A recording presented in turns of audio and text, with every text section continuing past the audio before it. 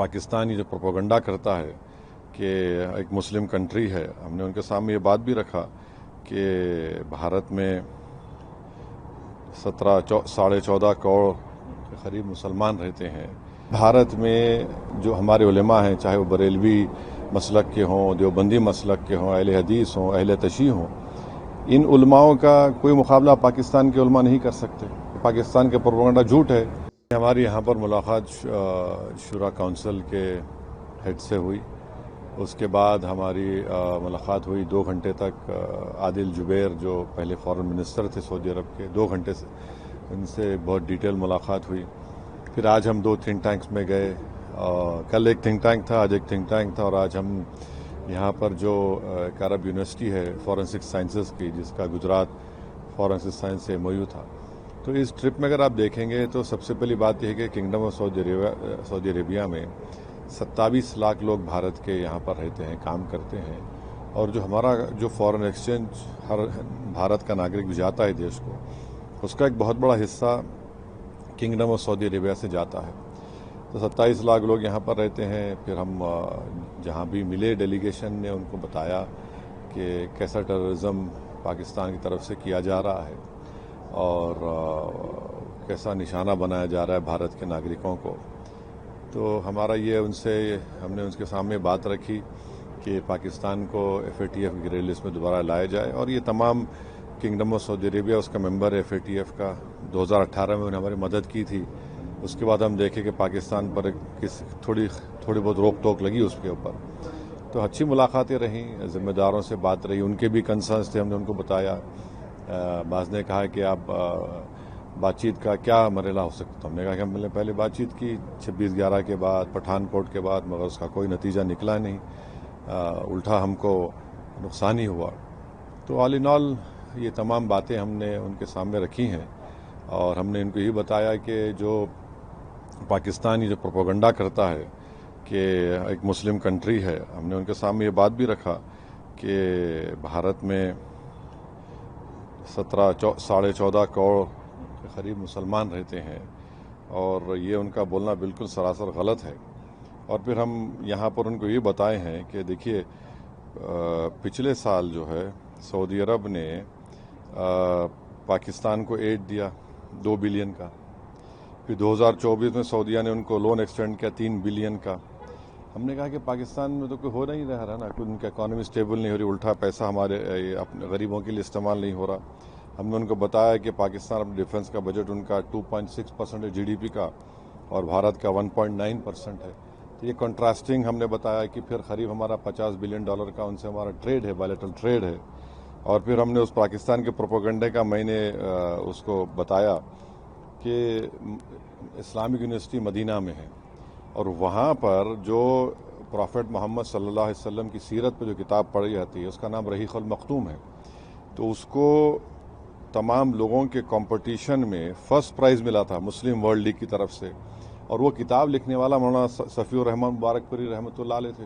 آج ان کی کتاب پڑھائی جاتی ہے وہاں پر۔ تو ایسے کئی بھارت میں جو ہمارے علماء ہیں، چاہے وہ بریلوی مسلک کے ہوں، دیوبندی مسلک کے ہوں، اہل حدیث ہوں، اہل تشیع ہوں، ان علماؤں کا کوئی مقابلہ پاکستان کے علماء نہیں کر سکتے۔ اور انہوں نے بھارت میں توحید کا پیغام بھی دے رہے ہیں، دیتے رہیں گے۔ عشق نبوی صلی اللہ علیہ وسلم کی تعلیمات سے ہم کو بتا رہے ہیں، آشکار کر رہے ہیں، اور ساتھ ہی ساتھ حب الوطنی بھی ان مددوں سے کہا جاتا ہے۔ تو یہ فرق ہم نے بتایا کہ بھارت میں کس طرح سے کام کیا جا رہا ہے، مسلمانوں کے علماء جو کام کر رہے ہیں، اور پاکستان کے پروپیگنڈا جھوٹ ہے۔ Nothing moved, nothing happened. So this talk of oh, why don't you speak to Pakistan? Who do we speak to Pakistan? You know, we have been cooperated with them, but Pakistan had never been forthcoming. So Pakistan Army, Pakistan deep state is hell-bent on destabilizing India. We don't run, as our head of delegation must have told you, India does not run any terrorist camps. India does not indulges in any terrorism in anywhere. And now Pakistan has the cheek to say all these things. So the best thing now which the Kingdom of Saudi Arabia the Kuwait government and the Bahraini government, we have requested them when the delegation had met that they must ensure that Pakistan must be brought back in FATF grey list. That is where we will be able to control this terror financing of all these terrorist organizations. And do you know that when this person was made the field marshal in Pakistan, a US designated terrorist called Muhammad Ehsan was sitting right beside the field marshal. So this is complete. He is a US designated terrorist called Muhammad Ehsan. And there are photographs him shaking hands with this field marshal. So there is a clear-cut evidence of Pakistan's involvement. These terrorist groups are prospering over there. They are being trained over there. And their whole task is to destabilize India, to create more Hindu-Muslim riots in India. And the most unfortunate part is that Pakistan gives out a wrong message to the Arab world and to the Muslim world that we are a Muslim country and India is not a Muslim country. But Your Excellency, you know, you have more knowledge about worldly affairs, that there are 240 million proud Indian Muslims living in India. And not only that, we have our Islamic scholars are much better than any scholars in the world. They can speak the best of Arabic language. In fact, we have some famous Islamic scholars who have done great work in the Hanafi fiqh jurisprudence, and their judgments are accepted by the religious scholars of anywhere in the world. So this Pakistan's false propaganda that India is hurting us because we're a Muslim country, it is completely wrong. And in fact, Pakistan, if it stops these Takfiri terrorist groups, there will be stability in South Asia, there will be progress in South Asia. And Pakistan has put obstacles even in the SAARC. India wanted a bilateral railway agreement between all the SAARC countries. India wanted Bangladesh, India train, but Pakistan has always not allowed it. So we hope that our delegation, which is here on this purpose to request you to bring to your light what Pakistan has been doing in India, and this false propaganda of Pakistan that they have this great military prowess and nothing like that. What happened on the 9th? Their 9 air bases were targeted. If India had wanted, we could have completely damaged those air bases, but we wanted to show them a mirror and say that, look, we are warning you, don't do it. Don't force us to go on that path, wherein instead of creating a crater, we'll create graves for you. But 9 terrorist organizations' headquarters were targeted, and another shocking thing was this person who led the Namaz-e-Janaza of all those terrorists who were killed over there. The Namaz-e-Janaza was performed by a person who's again a designated US terrorist.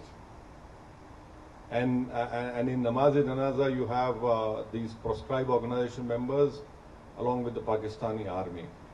So this is a clear proof, and this TRF, which is a new name for LET, we had gone to the United Nations not once, 4 times, and told the United Nations Sanction Committee 1624 that this is a new name of this terrorist organization. We said this in December 23, we said this in now May 24, and unfortunately our fears had come true, and we lost 26 young people.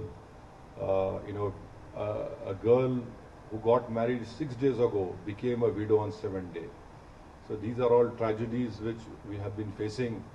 So for us, this is not a matter of to do politics. Yes, when we go back, we'll be opposing BJP, we'll be opposing Nishikant Dubey tooth and nail. But here, this is a matter of security of our country, integrity of our country, and we would request the Kingdom of Saudi Arabia also that you have faced terrorist acts in May 2003 and 8 years ago at Aramco,